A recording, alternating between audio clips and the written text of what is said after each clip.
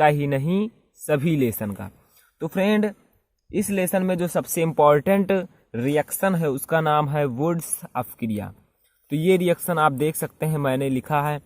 तो वुड्स अपक्रिया क्या होता है, जब एल्किल हैलाइड की शुष्क ईथर की उपस्थिति में सोडियम से क्रिया कराई जाती है तो एल्केन बनता है, और इस अपक्रिया को क्या कहते हैं फ्रेंड, वुड्स अपक्रिया। तो फ्रेंड एल्किल हैलाइड क्या होता है, तो एल्किल हैलाइड को हम प्रदर्शित करते हैं RX से।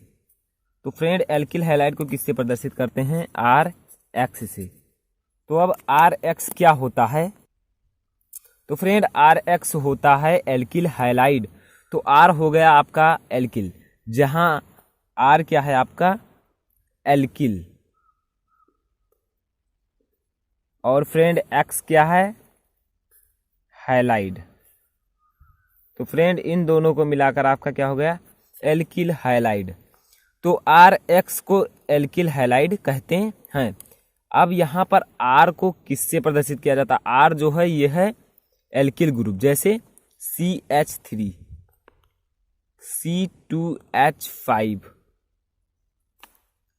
C3H7, इन्हें कहते हैं एल्किल। तो ये CH3 जो है ये है फ्रेंड मेथिल, ये है एथिल, और ये है प्रोपिल। तो ये सब होते हैं एल्किल। और X जो है ये है हाइलोजन, और हाइलोजन जो होते हैं वर्ग 17 के तत्व होते हैं, इनके अंतर्गत आते हैं फिर कल बाहर आई आंटी, यानी कि F से क्या होगा फ्रेंड क्लोरीन, Cl से क्लोरीन, Br ब्रोमीन, I से आयोडीन, ये T से आस्टाटीन। तो फ्रेंड ये है हैलाइड। तो जब इन दोनों को एक में आप मिला देंगे, जैसे CH3Cl, तो ये क्या होगा फ्रेंड मेथिल क्लोराइड, यानी कि इसी को कहते हैं एल्किल हैलाइड। तो ये है मेथिल क्लोराइड यानी कि एल्किल हैलाइड।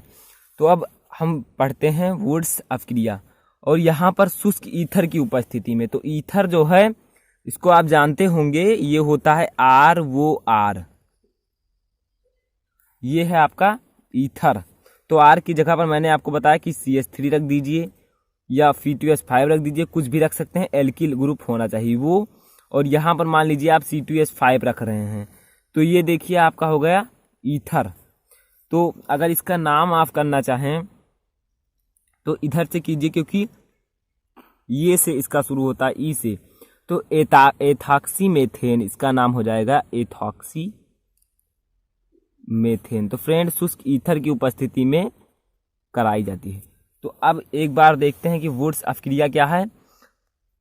जब एल्किल हैलाइड की शुष्क ईथर की उपस्थिति में सोडियम से क्रिया कराई जाती है तो एल्केन बनता है, और इस अपक्रिया को कहते हैं वुड्स अपक्रिया।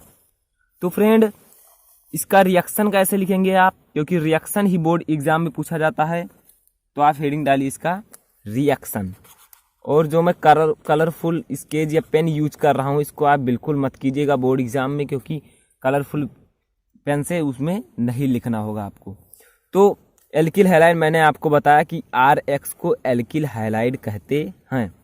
तो RX प्लस, अब यहाँ पर आपने किसकी उपस्थिति में कहा है, किससे क्रिया कराने पर, सोडियम से क्रिया कराने पर। ये देखिए सोडियम से, तो सोडियम से आपको क्रिया कराना है। तो सोडियम को किससे लिखते हैं फ्रेंड, Na से। तो Na यहाँ पर लिखिए, और यहाँ पर आप इसके 2 अणु लीजिए, क्योंकि 2 अणु लेने पर ही ये अपक्रिया संपन्न होती है। तो फ्रेंड अब आप ये जो एरो का निशान लगता है इसको तो लगाना ही पड़ेगा। और आपका फ्रेंड जो है उत्प्रेरक, यानी कि उत्प्रेरक क्या है, शुष्क ईथर। तो आप यहाँ पर लिखिए फ्रेंड शुष्क ईथर। ये देखिए शुष्क ईथर की उपस्थिति में अपक्रिया आपको करानी है। तो आपका बनेगा क्या फ्रेंड, R, ये R आप देख रहे हैं, तो यहाँ पर 2Na है, यहाँ पर भी 2RX रहेगा। तो 2RX प्लस 2Na, तो फ्रेंड यहाँ पर क्या बनेगा RR, क्योंकि R यहाँ पर 2 है तो हम RR इसको अलग अलग लिख सकते हैं, प्लस अब यहाँ पर आप देख सकते हैं यहाँ पर 2Na है तो इसको ऐसे लिखिए 2Na, और यहाँ पर x कितना है फ्रेंड 2 है तो यहाँ पर x 2 हो जाएगा। यानी कि अब आप देख सकते हैं R इसमें कितना है 2, तो यहाँ पर R कितना है 2, और इसमें Na कितना है फ्रेंड 2, तो यहाँ पर कितना है 2, और x कितना है यहाँ पर 2 है, यहाँ पर भी 2 है। तो फ्रेंड ये है आपका एल्केन। तो फ्रेंड अब इसके ऊपर हम मेथिल एथिल अप्लाई करते हैं, तब इसको देखते हैं कैसे। ये ही आपका है वुड्स अफ्किरिया। इस रिएक्शन को कहते हैं फ्रेंड वुड्स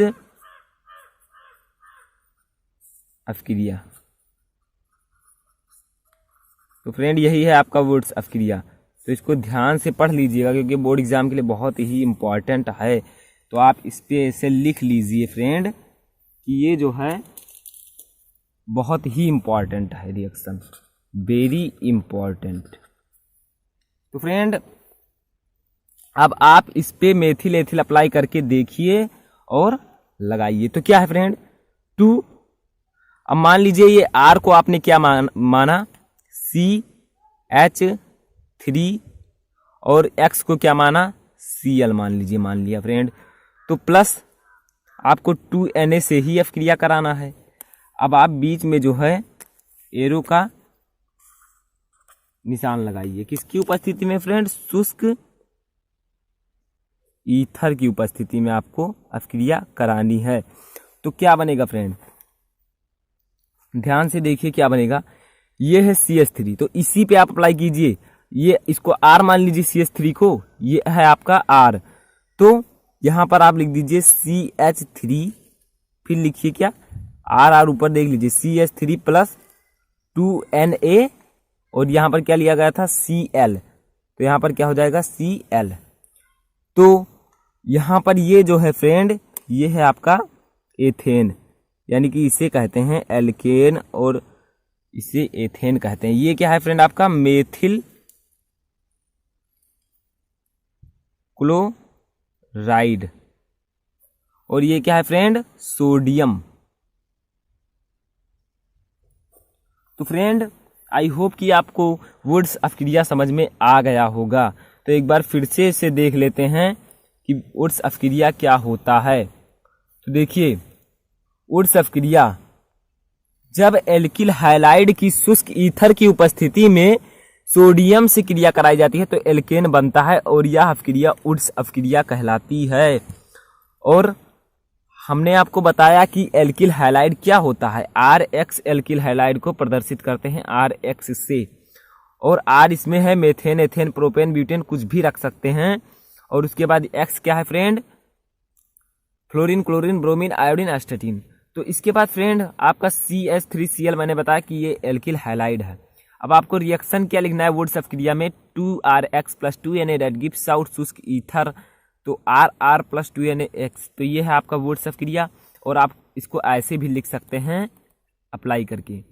तो यहाँ पर आप लिख दीजिए 2CH3Cl प्लस 2Na, इसी के ऊपर ये RCH3Cl, तो यानी कि RX को CH3Cl 2Na that gives out CH3 2NaX। तो ये आपका बन गया एथेन। तो यही है फ्रेंड वुड्स अफ्क्रिया। तो आई होप कि आपको वुड्स अफ्क्रिया अच्छे से समझ में आ गया होगा। तो फ्रेंड अगर वीडियो पसंद आया है तो आप मेरे चैनल को सब्सक्राइब ज़रूर करें। Thank you.